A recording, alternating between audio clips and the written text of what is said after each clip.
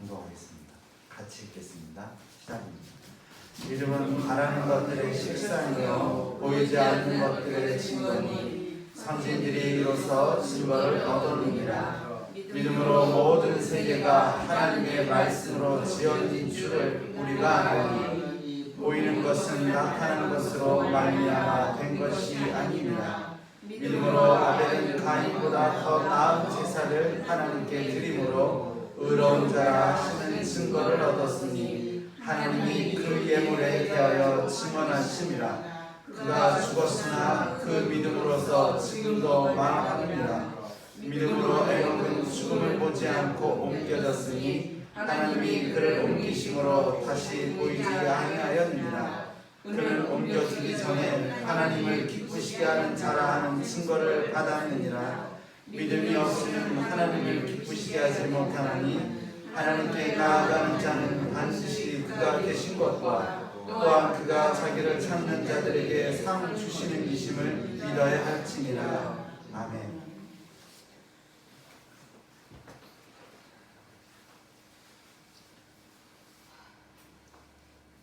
이번 한 주는 참 길었던 것 같아요. 이번 한 주가 몇 달은 된 것 같아요. 참 길다. 그런 마음이 있었습니다. 살다 보면 우리는 왜 태어났니? 라는 질문을 하기도, 우리 자신에게 하기도, 남들에게 하기도 합니다. 왜 태어났을까요? 이 질문은 누구에게나 하게 되는 나에 대한 질문입니다. 나에 대한 질문. 나는 왜 존재하는가? 그리고 무엇을 위해 살고 있는가? 이는 오늘의 삶을 살아가는 우리에게 필요한 질문일 것입니다. 또한 내일을 살아가는 데 있어서 우리에게 필요한 질문일 것입니다. 1975년 음력으로 4월 21일에 한 아이가 태어났습니다. 그 아이는 왜 태어났을까요? 왜 태어났을까요? 지금 현재로 보면 이 자리에 설교를 하기 위해 태어났지 않았을까 이런 생각을 해봅니다. 제 생일이에요. 제가 태어난 날이에요. 사람이라면 누구나 그 태어남에 대한 이유가 있습니다. 그 이유에 대해서 하나님께서는 성경을 통해서 우리에게 말씀하시는데 우리에게는 하나님의 창조하신 이유가 있다라고 하나님은 우리에게 말씀해 줍니다. 이 말씀은 이사야서 43장 7절의 말씀에 있는데 보이시나요? 오늘 왜 이렇게 흐린지 모르겠어요. 같이 읽어보겠습니다. 시작입니다. 내 이름으로 불려지는 모든 자, 곧 내가 내 영광을 위하여 창조한 자를 오게 하라. 그를 내가 지었고 그를 내가 만들었느니라. 아멘.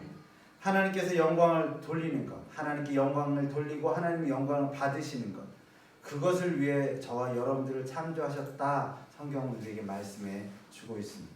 이것이 인간을 만드신 하나님의 계획이었다. 이렇게 말씀을 하고 있습니다. 여기서의 영광을 돌리는 것은 본문에서 말하는, 오늘 본문에서 말하는 하나님을 기쁘시게 만드는 것과 같다라고 볼 수 있습니다. 우리가 드려지는 것이 아래서 위로는 영광이고 위에서 아래로는 하나님의 기쁨이 된다라는 것을 우리는 알아야 할 것입니다.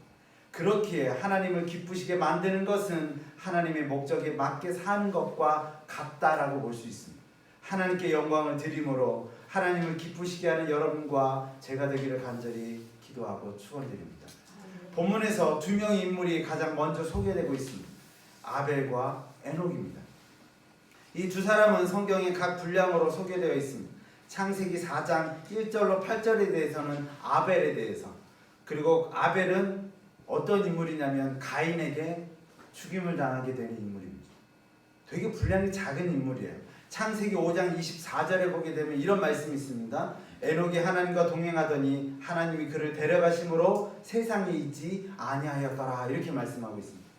에녹과 아벨에 대해서 설명하는데 이 두 인물은 되게 짧게 설명이 되고 있어요. 그런데 하지만 믿음장이라고 하는 히브리서 11장, 오늘 본문 처음부터 보는 장은 믿음장이라고 보는 이 믿음장에서 이 둘은 가장 먼저 소개되고 있다는 거예요. 왜 믿음에 있어서 이들이 가장 먼저 소개되고 있는가? 그것은 굉장히 중요한 우리에게 의미를 가져오고 있다는 거예요.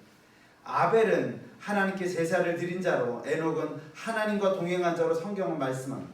이 두 인물은 같은 시대의 인물도 아니에요. 하나님을 섬기는 방법도 달랐습니다. 그런 그들에게 하나의 공통점이 있다면 아벨과 에녹을 소개할 때 뭐라고 소개하냐면 믿음으로 라고 시작하고 있다는 거예요.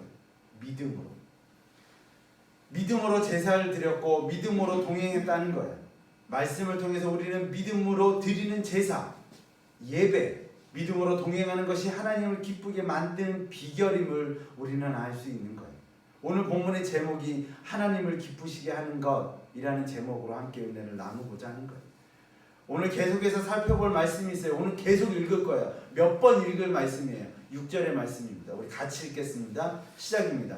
믿음이 없이는 하나님을 기쁘시게 하지 못하나니 하나님께 나아가는 자는 반드시 그가 계신 것과 또한 그가 자기를 찾는 자들에게 상 주시는 이심을 믿어야 할지니라. 아멘. 처음에 뭐라고 시작하냐면 믿음이 없이는 하나님을 기쁘시게 못하나니 라고 설명하고 있어요. 이 설명, 이 시작으로 이 말씀에서 부정적인 단어만 한번 빼보겠습니다.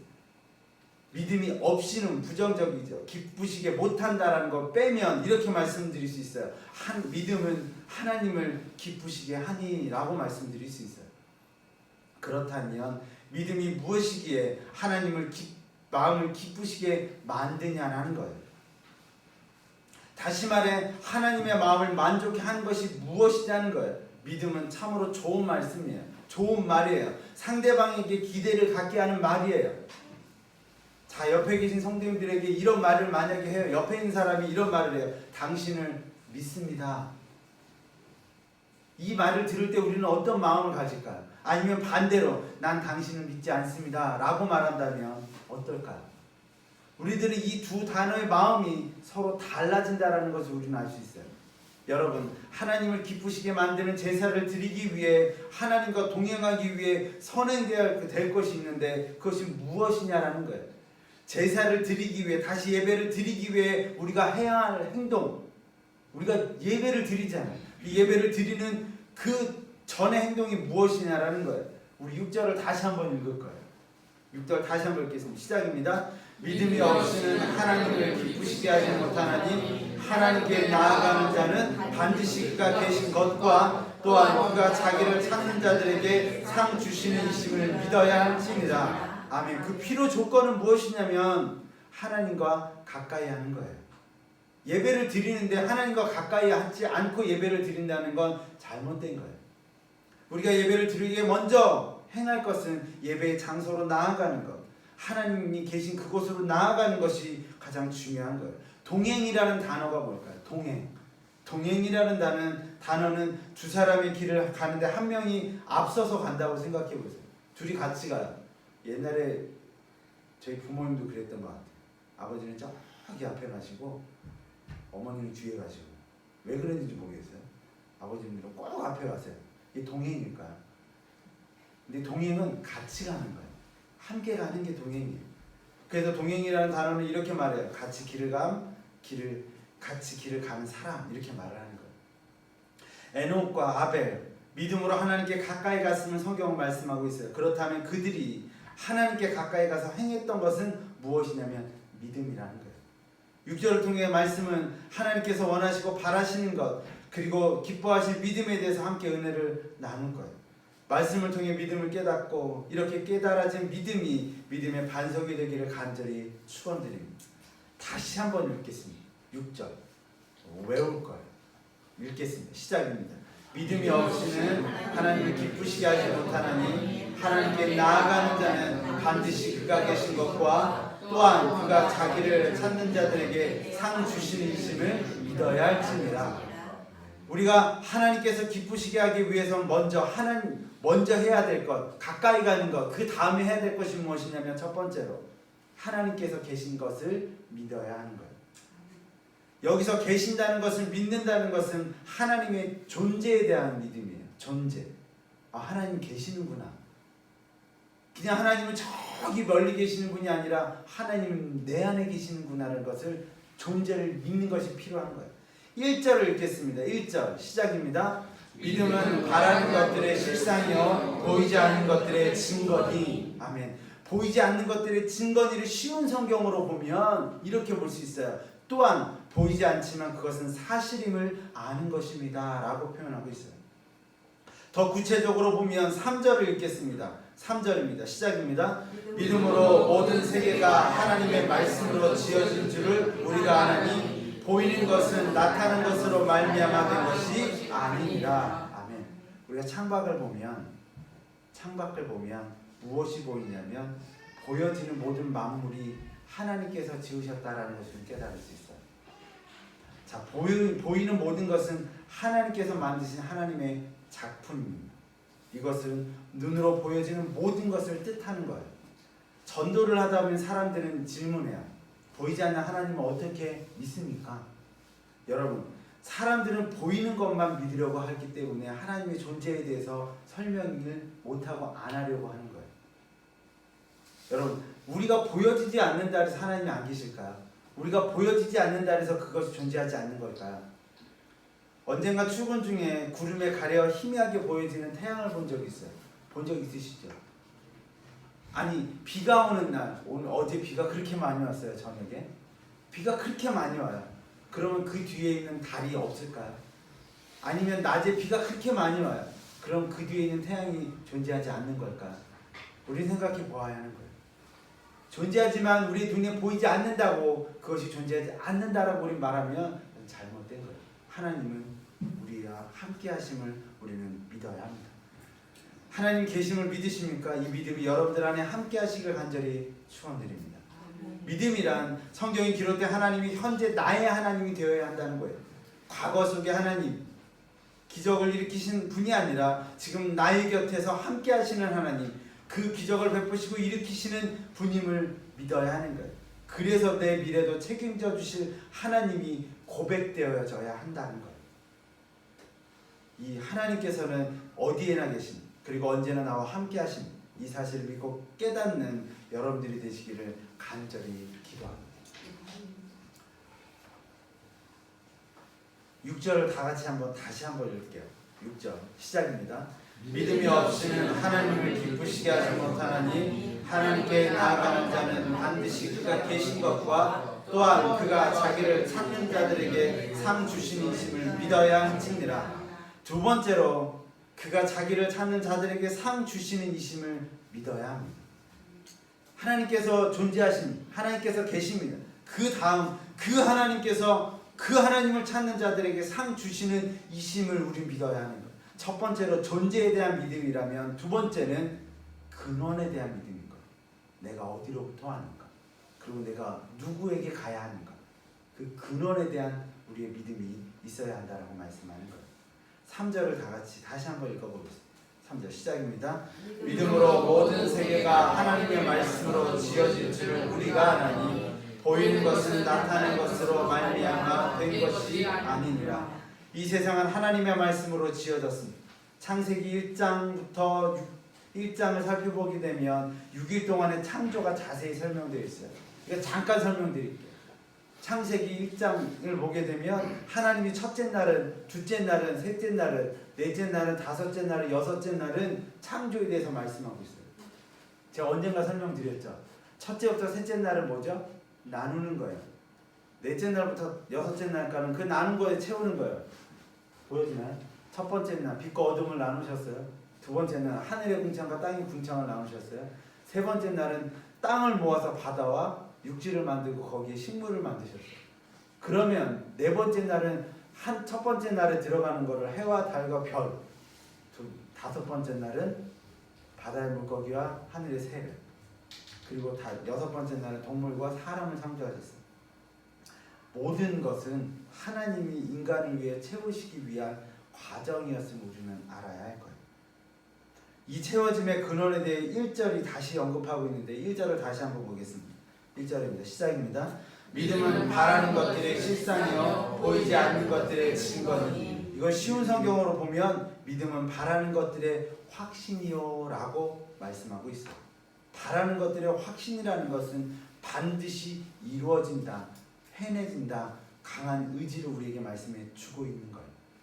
만물의 근원이신 하나님께서 믿음으로 구하는 것은 반드시 들어주신다라고 이렇게 말씀하고 있는 거예요. 그래서 7절의 말씀 속에 보게 되면 7절부터 말씀을 보게 되면 이렇게 말씀하고 있죠. 쭉 말씀 속에 보면 아직 보이지 못하는 일 이렇게 표현되어 있고 8절의 말씀을 보게 되면 아브라함은 갈 바를 알지 못하고 나갔으며 라고 말씀하고 있고 11절의 말씀을 보게 되면 사라는 나이가 늙어 단산하였으나 라고 말씀하고 있어요. 이게 다 어떤 거냐면 이 세 사람 앞에는 앞이 보여지지 않는 상황이에요. 이건 미래에 보여지지 않는 상황이에요. 그런데 하나님에 대한 존재를 사실로 믿었고 그리고 그들은 하나님께서 모든 것을 예배해 주시겠다라는 확신을 갖고 있었던 사람들이에요. 그래서 7절에 노아는 하나님의 말씀대로 방주를 예비하게 되고 주위의 사람들이 헛된 것이라 온통 손가락질을 해도 그는 꿋꿋이 방주를 만들었고 그리고 대홍수 속에서 구원을 받게 돼요. 아브라함과 사라는 늙어 자신이 자녀를 가질 수 없음에도 불구하고 하나님을 믿음으로 이렇게 말씀하고 있죠. 이러므로 죽은 자와 같은 한 사람으로 말미암아 하늘의 허다란 별과 또 해변의 우수한 모래와 같이 많은 후손이 생육하였느니라 라고 말씀하고 있어요. 그들은 믿었고 그들은 하나님께 나아갔고 그들은 하나님의 존재에 대해 그리고 하나님께서 주시겠노라 하는 그 말씀을 믿고 나아갔을 때 그들에게는 놀라운 역사들이 일어났다라는 거예요. 하나님께서는 여러분들의 앞길에 먼저 가셔서 모든 것들을 예배하시고 모든 것들을 인도하시고 모든 것들을 준비해 놓으셨다라는 사실을 믿으십시오. 그래서 우리는 나의 가는 길이라는 찬양이 있는데 그 가사를 보면 나의 가는 길 주님 인도하시네. 그는 보이지 않아도 날 위해서 인도하시는 거예요. 광야의 길을 만드시고 날 위해 인도하시고 나의 가는 길 주님 인도하시네. 그는 보이지 않아도 나를 인도하시네. 주 나의 인도자 항상 함께 하시네. 사랑과 힘 베푸시며 인도하시고 지금도 인도하시고 내일도 인도하실 것이고 계속 인도하실 것입니다. 그것을 믿는 여러분들이 되시기를 간절히 기도합니다. 하나님께서는 우리 앞길을 먼저 가셔서 예비하십니다. 그 길로 오기를 간절히 바라고 계십니다. 그런 길을 따르는 여러분들이 되시기를 바랍니다. 이런 믿음이 있게 되면 보여지는 모습이 달라집니다. 변화됩니다. 믿음 있는 사람은 삶은 다를 수밖에 없습니다. 13절에 이렇게 말씀하고 있습니다. 같이 읽겠습니다. 이 사람은 다 믿음을 따라 죽었으며 약속을 받지 못하였으되 그것들을 멀리서 보고 환영하며 또 땅에서는 외국인과 나그네임을 증언하였으니 아멘. 믿음 있는 사람들의 삶은 이 세상을 바라보는 눈이 달라야 한다라고 말씀하고 있습니다. 이 땅에서 인생을 외국인 나그네라고 표현하고 있습니다. 오늘 13절에 그저 그 삶이 세상에서 가질 것은 다 누리는 존재가 아니라는 것입니다. 아직도 우리는 세상을 보면서 너무 많은 아쉬움을 갖고 있다는 거예요. 돈에 대한 아쉬움, 권력에 대한 아쉬움, 자녀에 대한 아쉬움. 아쉬움을 갖지 말라는 것이 아니에요. 너무 집착하지 말라라고 본문은 말씀하고 있는 거예요. 가지면 가질수록 더 욕심이 나는 것이 세상에 속한 것들이에요. 이 세상에 아쉬움이 너무 많게 되면 나그네가 될 수 없다라고 말씀하는 거예요. 나그네는 왔다가 가는 거예요. 그래서 누가복음 12장 30절에 이렇게 말씀하고 있어요. 같이 읽겠습니다. 하나님은 이르시되 어리석은 자여 오늘 밤에 내 영혼을 도로 찾으리니 그러면 내 준비하는 것이 누구의 것이 되겠느냐 하시고 라고 말씀합니다. 하나님께서 우리의 영혼을 걷어가시면 가진 모든 것은 놓아야 하는 거예요. 그것이 오늘이 될지 내일이 될지는 아무도 모르는 거예요. 그렇기 때문에 세상에 대한 욕심과 집착은 부질없다라고 말씀하는 거예요.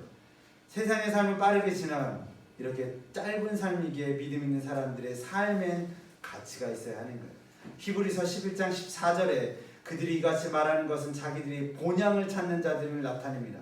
15절에 그들이 나은 바 본향을 생각하였다면 16절 그들이 이제는 더 나은 본향을 사모하니 라고 말씀하고 있어요.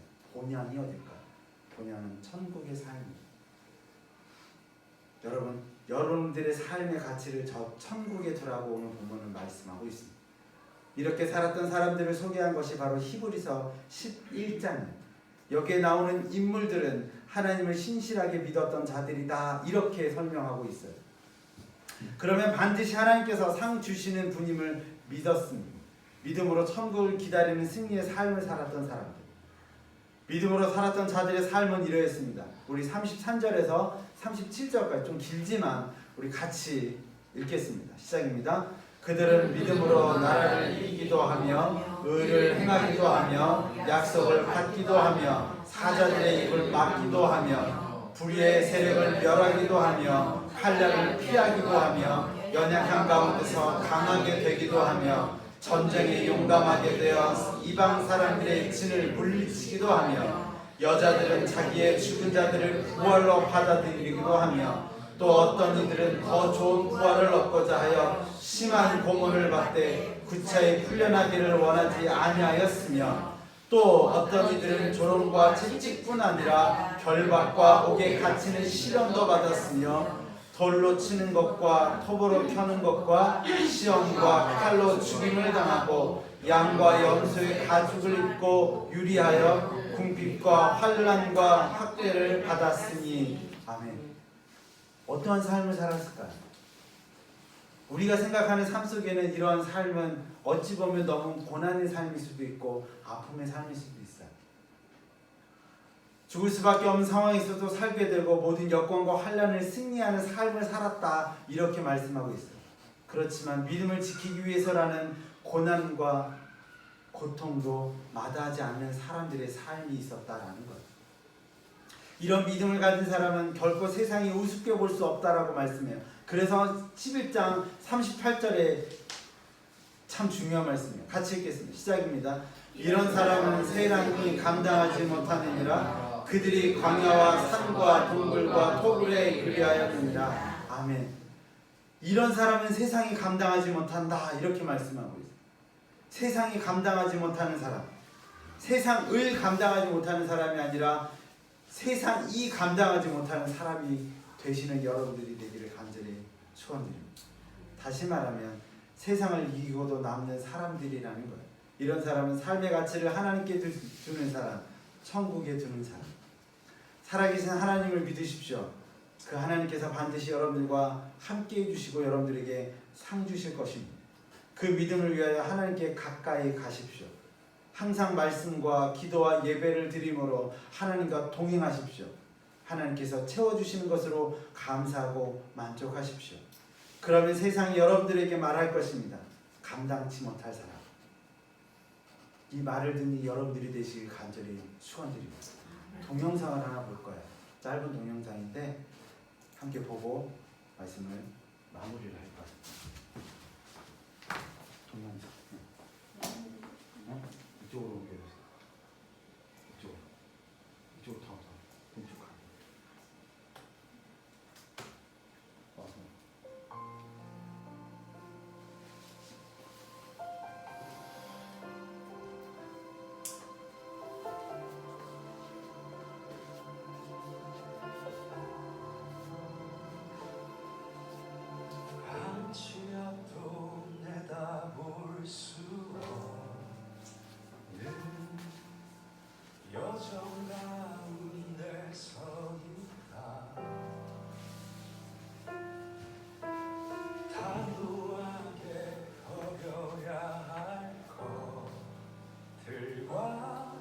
절대 버릴 수 없는 믿음 가지고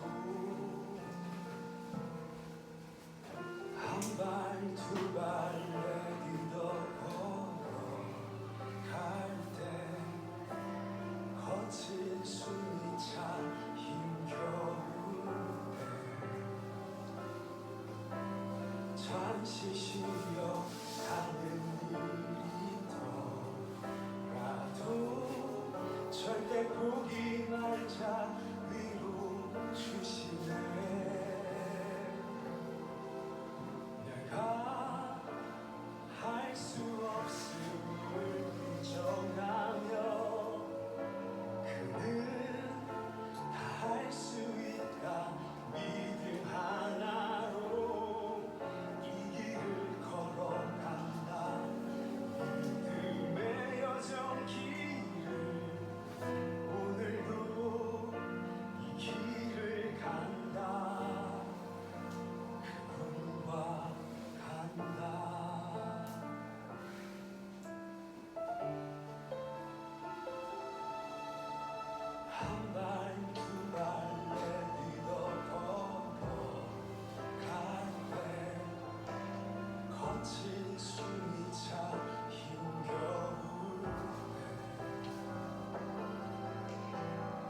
잠시 쉬어가는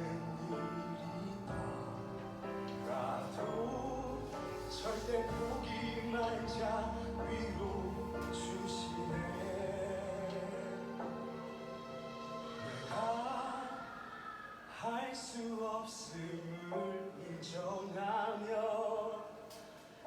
그는 다 할 수 있다 믿음 하나로 이 길을 걸어간다. 믿음의 여정 길을 오늘도 이 길을 간다.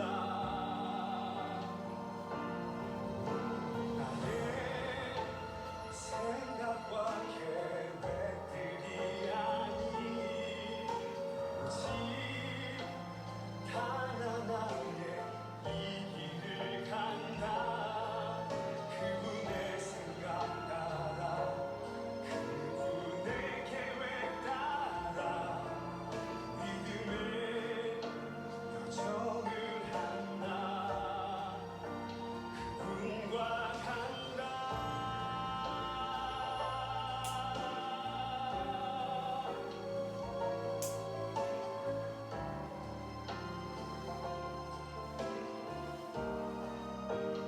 그분과 간다.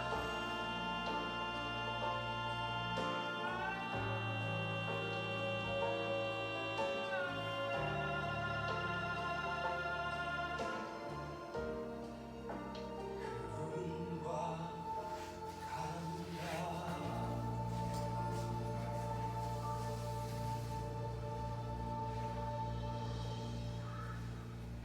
해주시면 돼요. 말씀을 준비하면서 이 찬양을 보면서 이런 믿음을 살아내시는 사람들이 누구일까? 그리고 나는 믿음을 살아가고 있을까? 많이 생각해 봤어요.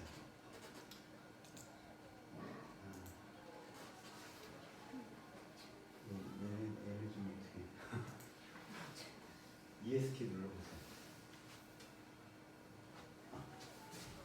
잠깐만요.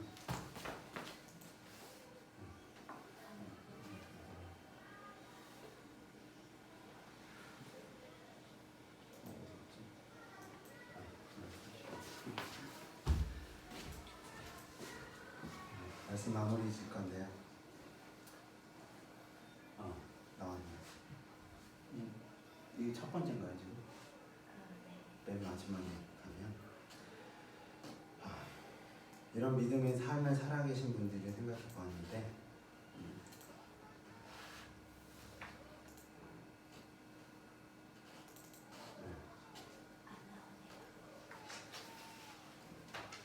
왜 안 나오죠 사진이?